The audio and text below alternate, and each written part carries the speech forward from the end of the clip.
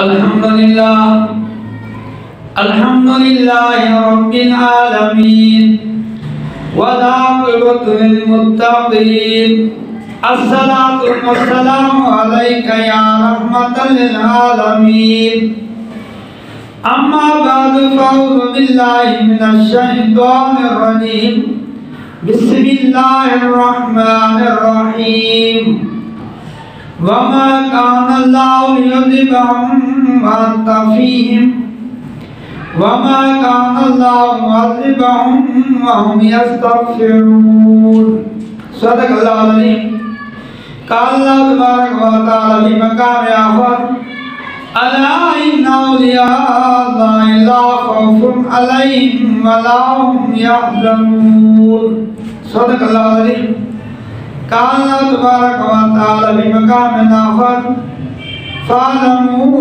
أن الله مولاكم نعم المولى ونعم النصير صدق الله العظيم وببركة محمد إن الله وملائكته يصلون على النبي يا أيها الذين آمنوا صلوا عليه وسلموا تسليما اللهم صل على سيدنا مولانا محمد وعلى آل سيدنا وصحبه سيدنا مولانا محمد بارك وسلم وصلوا عليه الصلاة والسلام عليك يا رسول الله وعلى آلك وصحبك يا حبيب الله السلام علیکم بزرگوں میں نے آپ کے سامنے رب العالمین کی لائحہ کتاب قرآن مجید فرقان حمید سے 3 آیتیں تلاوت کی۔ آج کے اس جمعۃ المبارک کے موقع پر درس قرآن کا موضوع ہے نسبت۔ جس سے کوئی نسبت ہو جائے کہ نسبت کے فائدے بہت ہیں۔ اللہ تبارک و تعالیٰ نے اپنی لائحہ کتاب میں فرمایا وَمَا كَانَ اللَّهُ لِيُعَذِّبَ مَن فِيهِمْ، اے میرے محبوب صلی اللہ علیہ وسلم اللہ اس کو عذاب کیسے دے، ان کو عذاب کیسے دے جب آپ ان میں موجود ہیں۔ ایک جنگ کے موقع پر جب کفار نے کافی ظلم ستم کیا تو رب کائنات نے فرمایا اے میرے رسول اگر آپ کہیں تو میں قوموں کو دو پہاڑوں کے درمیان پیس کر غرق کر دو، ختم کر دو۔ اور قرآن مجید کا اگر ہم مطالعہ کریں تو صاحب کا قوموں کے حالات سے ملتے ہیں، مگر آپ نے عرض کیا کہ یا اللہ میں رحمت للعالمین بات کر رہا ہوں۔ رب کائنات نے فرمایا ہے میرے ہوں جب آپ ان میں موجود ہیں تو ہم ان کو کس طرح عذاب دیں۔ وَمَا كَانَ اللَّهُ مُعَذِّبَهُمْ وَهُمْ يَسْتَغْفِرُونَ۔ تو مفسرین کرام یہاں پہ ایک بات لکھتے ہیں کہ رب کائنات کافر کو بھی عذاب دینے کے لیے اپنے رسول سے پوچھتا ہے، اور رسول کہتا ہے کہ یا اللہ جب میں ان میں موجود ہوں میں رحمت للعالمین بند کر رہا ہوں، آپ نے ان کی عذاب کی دعا نہ کی۔ تو جب کافر کو عذاب دینے کے لیے خدا اپنے رسول سے پوچھتا ہے تو مومن کو جب عذاب ملے گا تو رسول کے حالات کیا ہوں گے۔ نبی پاک علیہ السلام کی بارگاہ میں جب کوئی آیا جس نے کلمہ پڑھا نبی کردار کا لیا وہ صحابی بن گئے، نسبت ہو گئی۔ اللہ کی کتاب قرآن مجید ہے، اس کے اوپر گدہ لگا ہوا ہے، اب گدے کی نسبت قرآن سے ہو گئی تو حکم ہو گیا اللہ یمسّ الا المطہرون کہ اس کتاب کو مس نہ کریں اور جب تک پاک نہ ہو۔ ہے تو یہ گدہ مگر اس گدے کی نسبت قرآن سے ہو گئی۔ اگر یہ گدہ کسی عام جگہ پڑا ہو تو اس کا ادب احترام اتنا نہیں ہوگا۔ اگر یہ گدے کی نسبت قرآن سے ہو جائے تو قرآن کہتا ہے لا یمسّ الا المطہرون، پھر قرآن میں کہتا ہے کہ اس کو مس نہ کرے، ہاتھ نہ لگے جب تک تم پاک نہ ہو۔ یہ نسبت ہے۔ ایک اینٹ ہے جو باتھ روم میں لگی ہے، وہاں حکم ہے کہ آپ جوتی کے بغیر نہ جائیں، جوتی کے بغیر بندہ نہیں جاتا، وہاں پہ اینٹیں لگی ہوئی ہیں۔ اور ایک اینٹیں وہ ہیں جو مسجد میں لگی ہوئی ہیں، وہاں حکم ہے کہ جوتی کے بغیر آنا ہے، وہاں جوتی کے بغیر نہیں جانا، یہاں جوتی کے بغیر آنا ہے۔ کہ اس اینٹ کو نسبت مسجد سے ہوگی ہے، جس کی نسبت مسجد سے ہو گئی وہ ادب والی بن گئی، معزز بن گئی، عزت والے بن گئی۔ جس کی نسبت باتھ روم سے ہوگی اس کی عزت نہ رہی. تو نسبت کے بڑے فائدے ہیں. جس کا دامن کسی اللہ کے ولی کے ہاتھ ہو گیا، جس کا دامن کسی اللہ کے ولی کے ساتھ مضبوط ہو گیا، وہ اس کے جب نسبت اللہ کے ولی کے ساتھ ہو گئی تو نسبت کے بڑے فائدے ہیں. مولانا اشرف علی تھانوی رحمۃ اللہ علیہ، اشرف علی تھانوی رحمۃ اللہ اپنی کتاب میں لکھتے ہیں کہ غوث الاعظم امام الاولیاء شہنشاہ بغداد رضی اللہ تعالیٰ عنہ کا دھوبی فوت ہو گیا. جب آدمی فوت ہوتا ہے قبر میں جاتا ہے تو منکر کو سوالات آ کے فرشتے آ کر سوال کرتے ہیں. تو پہلا سوال کیا مطلب ہوگا؟ اب اس نے جواب تو یہ دینا تھا کہ میرا رب ایک اللہ ہے. اس نے کہا میں غوث الاعظم کا دھوبی ہوں. اس نے کہا من دینوں کا تیرا دین کیا؟ اس نے کہا میں غوث الاعظم کا دھوبی ہوں. میں نے ساری زندگی غوث الاعظم کپڑے دھوئے میں لوگوں کو اتنا پتہ ہے. مولانا اشرف علی تھانوی رحمۃ اللہ علیہ لکھتے ہیں کہ امام مولانا شہنشاہ بغداد کے قبر میں آئے، زیارت کرے، فرشتوں کا کہ یہ آدمی ساری زندگی میرا دھوبی رہا، میں جس گلی سے گزر جاؤں جو مجھے دیکھ لیتا تھا اس کو خدا یاد آ جاتا تھا، جو غوث الاعظم کو دیکھ لے اس کو خدا یاد آ جاتا تھا. جس نے ساری زندگی غوث الاعظم کپڑوں کی خدمت کی، کیا وہ خدا کو بھول گیا ہے؟ لہذا فرشتے وہاں سے چلے گئے. جو اللہ والوں کی سمجھ میں رہتا ہے، جو اللہ والوں کی خدمت کرتا ہے، اللہ والوں کے دامن مضبوط رکھتا ہے، وہ پھر قبر میں بھی ناکام نہیں رہتے اور آخرت میں بھی ناکام رہتے. ان کو نسبت پر یقین ہے. حضرت بشر حافی رحمۃ اللہ علیہ، ان کو بشر حافی اس لیے کہتے ہیں کہ وہ زمین پر ننگے پاؤں چلتے تھے. ان کا ایک عجیب واقعہ ہے کہ پہلے یہ شرابی تھے، شراب کے نشے میں اپنے ڈیرے میں شراب تھے. ایک جگہ سے گزر نشے کی حالت میں ایک کاغذ پڑا تھا، کاغذ کا ٹکڑا، اس میں بسم اللہ الرحمن الرحیم لکھا ہوا تھا. سوچا یہ اللہ کا نام ہے، اس کو اٹھایا، صاف کیا، عطر لگایا، اللہ کے نام کا ادب احترام کیا، دیوار میں رکھ دیا، اونچی جگہ پہ رکھ دیا، اللہ کے نام کا ادب کیا، چلے گئے. خدا کو وہ ادا پسند آ گئی. خدا جو ہے نا وہ غفور رحیم ہے، بخشے تو چھوٹی سی نیکی پہ بخش دے، پکڑے تو چھوٹے سے گناہ پہ پکڑ لے. انّا بطش ربک لشدید، اس کی پکڑ بڑی سخت ہے. انّا غفور رحیم، بخشنے والا و مہربان بھی. چلے گئے اپنے ڈیرے میں، شراب کے رسے میں امن والا پیالے دوست بھی وہاں بیٹھے تھے. اللہ تبارک تعالیٰ اس علاقے کا جو ولی تھا، اللہ کا نیک بندہ تھا، اس کو رب کے نام نے اعلان کیا کہ فلاں علاقے میں جا، بشر حافی کو میرا پیغام دے. اللہ کا پیغام آیا، اللہ کا ولی وہاں سے چلا اور ڈیرے میں جا کے دستک دی. بشر حافی اندر شراب کے نشے میں. باہر ایک بندہ آیا، کہانی اللہ کا نیک ولی بندہ آیا، بشر حافی سے آپ کو بلا رہا ہے. باہر گیا مجھ سے کام کیا تیرا؟ دوبارہ انہوں نے بشر حافی کو اللہ کا پیغام لے کر آئے. کہا کہ اللہ کا پیغام لے کر آئے ہیں. بشر حافی کو اللہ کے ولی نے کہا میں اللہ کا پیغام لے کر آؤں تیرے پاس. اس وقت حالت بدل گئی کہ خدا نے اتنے گناہگار کو بھی، خدا کا پیغام یہ تھا کہ تو نے میرے نام کا ادب کیا ہے، تو نے میرے نام کو صاف کیا ہے، لہذا میں نے بھی تیرے دل کو صاف کر دیا. اب تیرے دل سے گناہ مٹ گئے، دل صاف ہو گیا. جس طرح تو نے میرے نام کا ادب کیا تھا، اللہ کو اپنے کو تیری وہ ادا پسند آئی، تو خدا نے پھر وہ بشر حافی وہاں سے توبہ طے ہوئے، توبہ قبول ہوئی، اللہ کے ولی بن گئے. اللہ کے ولی اتنے بڑے کہ تجلیات الہی، انوار الہی میں رہتے تھے. آپ کو ہر جگہ اللہ نظر آتا تھا، جہاں نظر رکھتے میں اللہ نظر آتا تھا. آپ جوتی نہیں پہنتے تھے، اس لیے آپ کہتے ہیں بشر حافی. اور اللہ کے ولیوں کا بندے تو بندے رہے، جانور بھی ادب کرتے ہیں. بشر حافی رحمۃ اللہ علیہ جب اس جس علاقے میں رہتے تھے، اس علاقے میں اگر جانور گلی سے گزرتے تھے تو وہ گوبر نہیں نکالتے تھے کہ اس گلی سے اللہ کے ولی بشر حافی نے گزارنا ہے، وہ جوتی نہیں پہنتا ہمارے گوبر سے اس کی تکلیف نہ ہو. وہ بشر حافی رحمۃ اللہ علیہ. اللہ والوں کے جانتا تو ماننے والے ہوتے ہیں، کوئی نہ کوئی دشمن بھی ہوتا ہے. پوری علاقے میں، پوری مسجد میں جہاں وہ نماز وغیرہ پڑھاتے تھے، خطبہ دیتے، ایک شیخ تھا، ایک امیر آدمی تھا.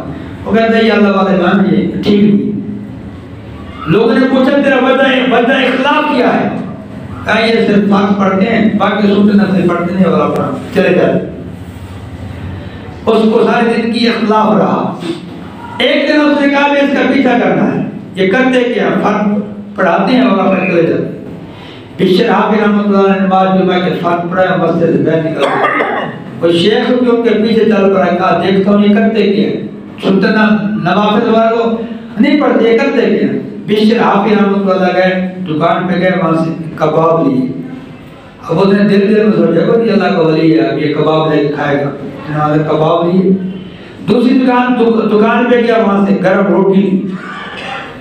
پھر شہر سے باہر نکل پڑا، وہ پیچھے پیچھے چلتا رہا، دیکھو جب یہ وہاں سے کباب لی ہے، روٹی گرم لی، اب جا کے علیحدہ جا کے بیٹھ کے کھائے گا۔ لوگ اللہ کے ولی ہے، کافی کے مرید ہے، لوگ ان کے ہاتھ چومتے حال کہیے۔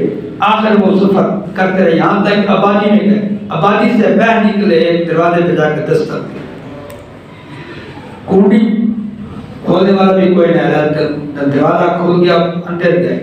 بشر حافظ رحمۃ اللہ نے اپنے امامے سے، اپنی پگڑی سے پگڑی اتاری۔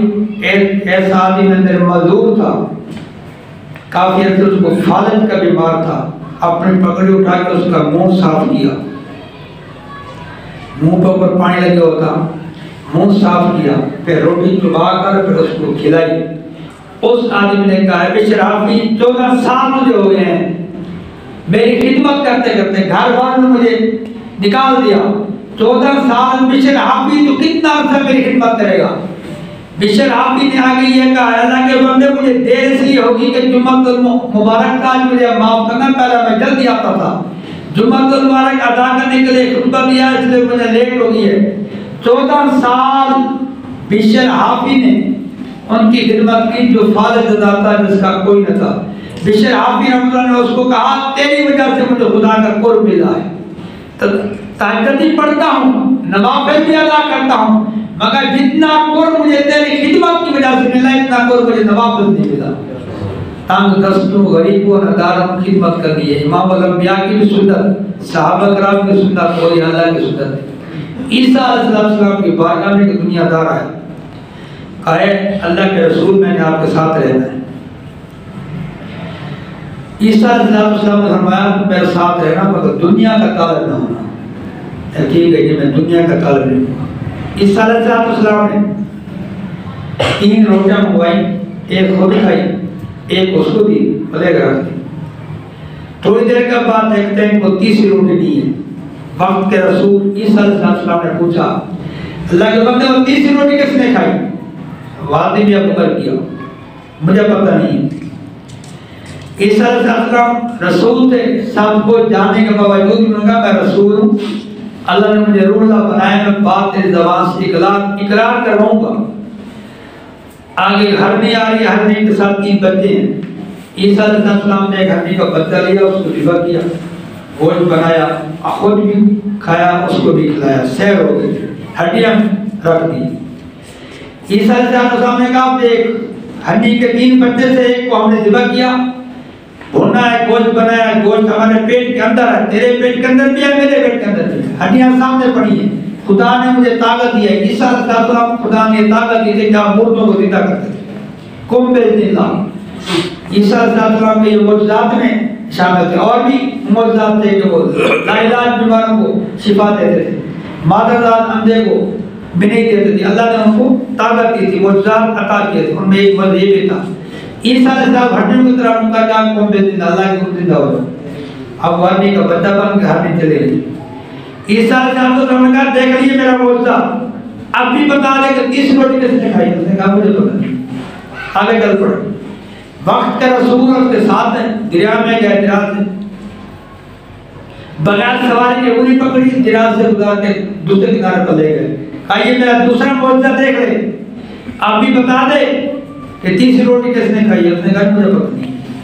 عیسیٰ علیہ السلام سے دور چلے گئے، ریت اکٹھی کی، 3 بھیڑیاں بنے، اللہ نے ان کو طاقت دی، 3 ریت میں پھونک پھونکا، 3 سونے کے بنے۔ عیسیٰ علیہ السلام نے 3 کے 3 حصے کیے، ایک کہا ہے ایک میری ہے، ایک تیری ہے، ایک اس بندے کی ہے جس نے 30 روٹی کھائی تھی۔ الہاکم التکاثر حتی زرتم المقابر قرآن کہتا ہے کہ تم دنیا کی محبت میں اس طرح گر جاؤ گے تم قبر تک جا پہنچو گے.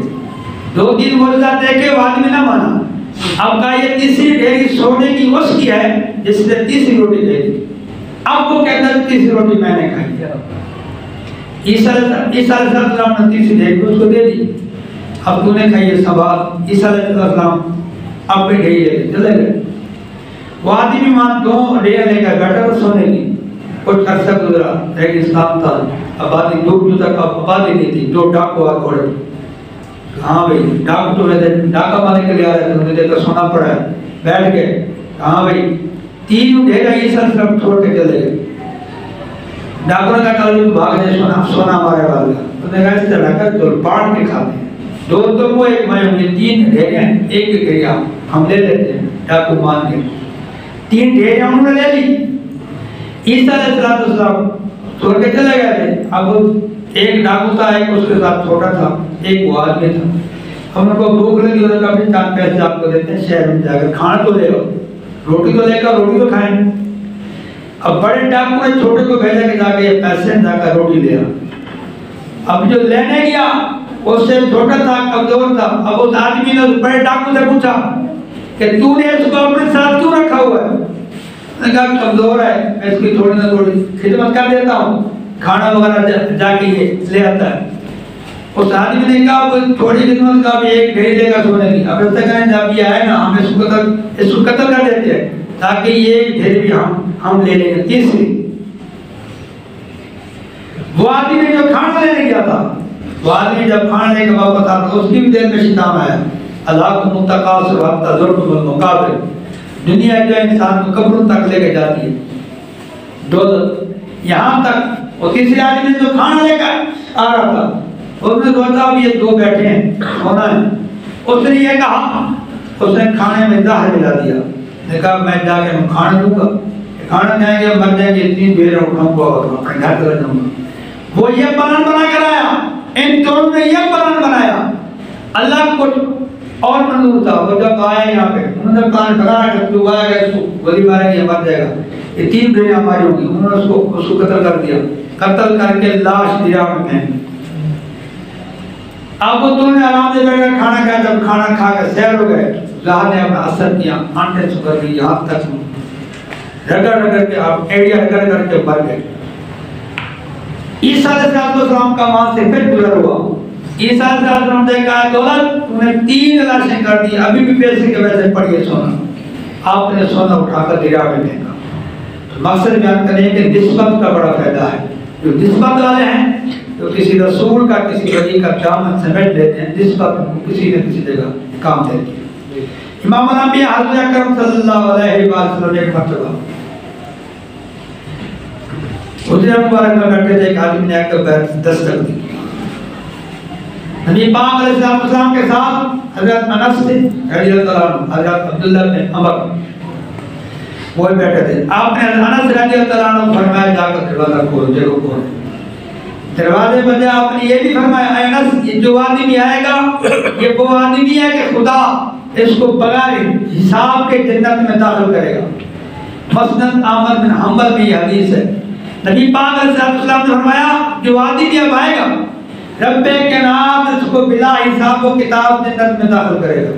حضرت انس رضی اللہ تعالیٰ نبی کے جو خادم تھے دروازہ کھولا ہوا آدمی آیا. اس کے بغل میں جوتی تھی.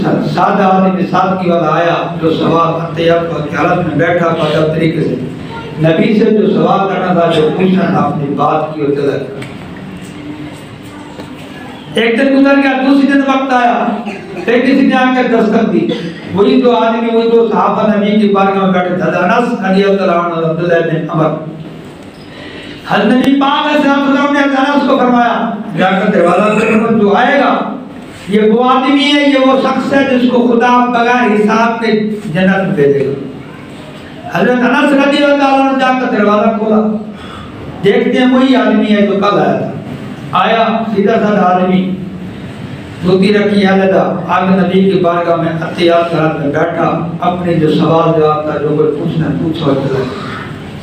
تیسرا دن آیا پھر دروازے پہ دستک طرح کوئی حجرے مبارک میں آپ صلی اللہ علیہ وسلم بیٹھے ہیں تو صحابہ کرام بیٹھے ہوئے، حضرت انس رضی اللہ عنہ آپ کے خانے میں، حضرت عبداللہ بن عمر رضی اللہ عنہ، حضرت انس رضی اللہ عنہ حکم ہوا جا کے دروازہ کھولو، پھر نبی پاک صلی اللہ علیہ وسلم نے فرمایا اے انس یہ جو آدمی یا بندر آئے گا یہ وہ آدمی ہے جس کو خدا بغیر حساب و کتاب کے جنت میں داخل کرے گا۔ میں دروازہ کھولا، تیسرے دن بھی وہی آدمی تھا، آیا سوال جواب کے چلا گیا۔ عبداللہ بن عمر آج کا دور نہیں تھا، وہ وقت تھا، وہ لوگ کہتے تھے کہ کوئی نیکی ہوگی، کوئی نیک عمل ہوگا، ہم صحابہ کرام سوچتے تھے کہ کوئی نہ کوئی نیکی ہوگی۔ عبداللہ بن عمر رضی اللہ عنہ ان کے گھر گئے، کہا میرا تو معاملہ ہو گیا، میں نے آپ کے پاس مہمان رہنا ہے تو میں رہ جاؤ۔ ایک رات رہ گئے تو خاص عبادت نہ کی، عشاء کی نماز پڑھی، سو کر سارا سویا، صبح اٹھے نماز پڑھ کے چلے گئے۔ عبداللہ بن عمر تہجد پڑھی، نوافل پڑھے، ذکر و اذکار کیے، 3 دن اس کے پاس رہے، کوئی خاص وظیفہ خاص عبادت نہ کی۔ چوتھے دن اجازت لے کر جانے لگے تو آدمی نے کہا میرے پاس آپ آیا تھے، کچھ سوال جواب نہیں کیا، کیسے آئے تھے، وجہ کیا ہے؟ نبی کریم صلی اللہ علیہ وسلم کی بارگاہ میں آیا تھا، ہم نے نبوت کی زبان سے یہ سنا تھا، نبی نے فرمایا تھا بغیر حساب و کتاب خدا اس کو جنت میں داخل کرے گا۔ نبی نے جو کہہ دیا ہے وہ نبی کو شریعت بن گئی، خدا اس کو بدلے گا نہیں اس بات کو۔ میں دیکھ رہا تھا کہ تیرا کون سا نیک عمل ہے، مگر کوئی نمبر تو تیرا میرے سامنے نہیں آیا، کوئی خاص وظیفہ تو نہیں پڑھا، نہ تم نے تہجد پڑھی، نہ تم ذکر و اذکار کیا، عشاء کی نماز پڑھی، سو گیا، صبح کی نماز پڑھی، اپنے کام میں تو لگ جاتا ہے، نہ کوئی صدقہ کیا، نہ کوئی خیرات کیا، تیرا پتہ نہیں کون سا نیک عمل۔ میں عمل دیکھنے آتا وہ عمل میں نے نہیں دیکھا۔ ابو درویش نصیب سے آدمی نے کہا دیکھ میرا عمل کہ جب میں رات کو اپنا کام ختم کر کے سونے کے لیے جاتا ہوں، اپنے دل میں دیکھتا ہوں، میرے دل میں کسی کے متعلق کوئی حسد نہیں ہوتا، کوئی کینہ نہیں ہوتا، کسی کے متعلق کوئی بغض نہیں ہوتا، میرا دل ہر مسلمان بھائی کے لیے صاف ہوتا ہے۔ یہی ایک نیک عمل ہے جس کی وجہ سے نبوت نے فرمایا کہ آدمی بغیر حساب و کتاب کے جنت میں داخل ہوگا۔ اٹھے بندیا منا رب کو جہاڑے چار زندگی ہے، اٹھے بندیا منا رب کو جہاڑے چار زندگی ہے، متا موقع چکا